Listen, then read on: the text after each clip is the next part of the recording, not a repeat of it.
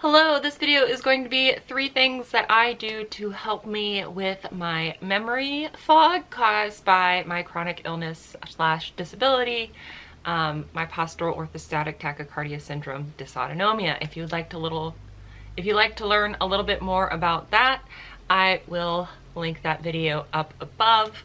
I do know that there are tons of resellers in the community that do have to deal with chronic illness, and actually one of the reasons why they are able to earn any kind of income is because of the fact that they have turned to reselling or working for themselves.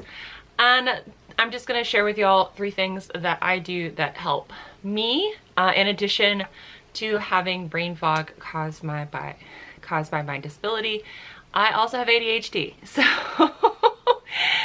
that is a recent diagnosis, even though it is something that I have had to deal with my whole life. Kind of like, you know, it took a couple of decades to find out I had POTS. It took me even more to find out that I have ADHD. And these are 3 things that I do that help me in my reselling business.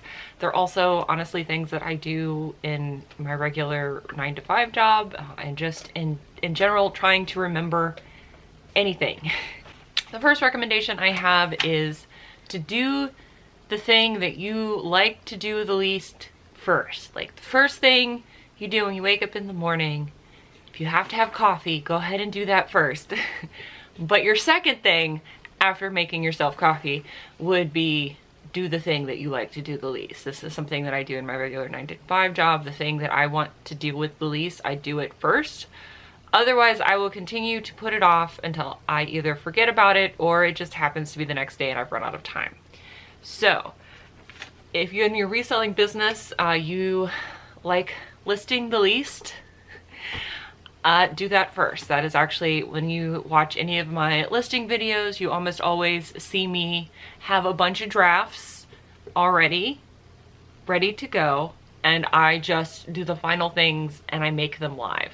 That is honestly the part that I have the hardest time with. Not taking the photos or the measurements, definitely not the sourcing, but the actual like fine-tuning the listing and hitting list is the part that I don't like to do the most, and also the part that I have the hardest to actually get it done. So that's the part that I do first, and that's why you see it as the part that I do first in all of my listing videos. That being said, the reason why in my listing videos you guys see me continue to list more after I do that is because of the fact that I've already got a bunch of stuff listed. Like, by having those drafts done and ready to go, and by basically doing like just 1 or 2 more things and listing a bunch of stuff right at the beginning of the day, I'm like, oh, I got stuff done. And that little bit of serotonin that little bit of dopamine is already like, oh, okay, I can do this. And then it makes it easier to get even more done, if that makes sense. But that's definitely helped me out a lot. And that's why every listing video you all see from me, you do see me have listings ready to go. And it's so that way I actually do get listings done that day. But you know, if photographing is your bottleneck, do that first. And then you can, you know, do the listing part after that. There are some of you who actually think sourcing is the worst part. And wow, I mean, you can just build a route first thing in the morning and get the sourcing out of the way and spend the rest of your day doing the other part. Or some people, it's shipping. They don't like shipping. So if shipping's the thing that you like to do least, then do that first. And then it's actually probably best for your business anyway, because most, especially this time of year, if it's not on the truck before noon, it's not going to ship until the next day, honestly. If you don't get it into the post office before noon in most places, 11 o'clock during the holidays, chances are it's not going to actually ship out into the hub until the next day. But the second thing that I recommend doing is to write things down. And when I say write things down, I mean everywhere. So let me see. So I actually have the notes for this video written down on these lined post-it notes. So this is sticky. I can stick it to the wall. There you go. I have these lined post-it notes on any flat surface, in every room in my house. Because those of you with ADHD know that this can get lost real easy. So, that being said, every desk that I have in my house, so I have 2 desks. I have one work desk, which I have the computer that I use for work, and that's downstairs. That's my standing desk. That's also the one I use to list with. And then I have my streaming desk, which has the fancy computer where I do my editing and my live streaming. Both of those desks are dry erase. I can take a dry erase marker and write something down immediately. So you're like, you can't lose paper. Well, it's literally my desk. I can't lose my desk. My desk is stationary. So if I write something down, for example, if I need to look something up or do research later about an item, if something that I'm drafting, I can just write it on my desk. And then if I get distracted or I go do something else, it'll still be on my desk when I get back to it to do work later. Same thing with my streaming desk. Like if something interesting happens during a live stream, I actually can write it on my desk. Or if the guest brings something up while I'm streaming on YouTube, I can write it down on my desk. And sometimes you've seen me do that during the live, so I don't forget it. Also my wall of accountability that I start every single one of my monthly recaps with. You guys see my wall of accountability. That is me visually writing down how much I've listed, how much I have sold, and how much I'm bringing in. And I also write those numbers down on these when I'm doing it, as far as the listings. Like if it's something that I picked up from my death pile, then I will write it down as that I listed it. If it's something from a recent haul that I haven't accounted for yet, no wall accountability, which is most of the things right now, then it gets a check mark for newly listed and new item. So that way I can put it on my wall of accountability. But I have either a dry erase surface in the room with me with the dry erase marker attached to it, or I have a notepad, a sticky notepad. Well, the sticky's done on that because I'm playing with it. Or a sticky notepad somewhere with a pen, so that way I can write it down and have it visually remind me. So those are things that I do. If that sounds like a lot to you, don't do it. These are just my suggestions, but that has helped me immensely not forget quite as many things, especially if I write it on a dry erase surface. Also, it's been proven that if you write stuff down physically, like write it out, not just like type it out, but like write it out physically, it does help make it last a little bit longer in your brain.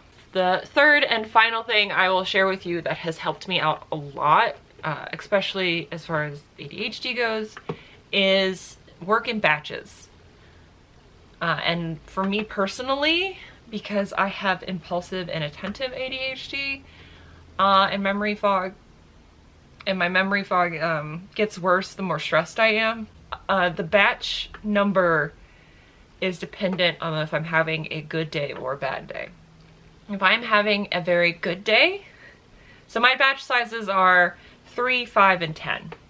If I'm having a really good POTS day, a really good memory day, then I work in batches of 10 because my attention will be held for at least 10 items. So I can like photograph, I can clean, photograph, list 10 things at a time. That means that I will clean 10 things, photograph 10 things, and then list 10 things. If it is like, I'm doing okay, then it's 5. Same thing. And then if I'm having a really bad day, then it's 3. Because if you work in batches, and if you scale it based on how you're feeling, for me, that makes it a little bit more manageable. Like if I'm having a really low energy day and my brain is just not wanting to hold on to it, like I don't know if anybody else gets that if they have brain fog, but it's like the expression water rolling off a duck's back. My ability to focus is like water rolling off a duck's back. Like it is physically painful to try to focus on doing anything for any length of time. So by stating like, all right, I just need to do 3 things. And because of the fact that like listing is 3 little things, I'll also make it so what I'm listing changes on how I'm feeling too. So if I'm having like the worst day, chances are I might not do anything.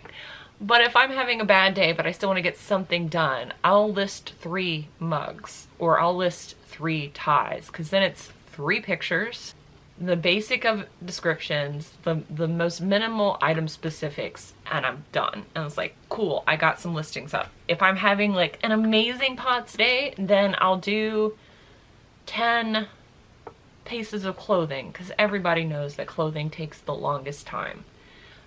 So that's what I do. And that helps me. Working in batches helps me a lot. It helps me when I'm having issues with brain fog, like where I can't think or concentrate or pay attention or do anything. And I know that's also maybe also the ADHD, because I know with one thing there's always another. I don't know if that's with anybody. I feel like most people that have chronic illness, like, it's never just one thing. You always have more than one thing that's going on with either your body or your brain or your energy levels or your health. So the 2 of them together are just not fun. And these 3 things have helped me immensely. So if you're struggling and these are not things that you have tried, maybe give it a try. Or not. You do you. You're your own person. Everybody is completely different. Different things work for different people. I'm just trying to put this out there to help somebody else, because it took me a while to figure out what I needed to do so I could function as a grown adult person. Especially trying to do a full-time job, be a content creator, do Twitch, and also have a reselling business. So thank you guys so very much for watching, and I will see you in the next one. Bye. Hero, hero. Bye. Hero, hero. I wanna be a hero, hero. Oh, the hero comes, I can hear the drums and a horse is strong.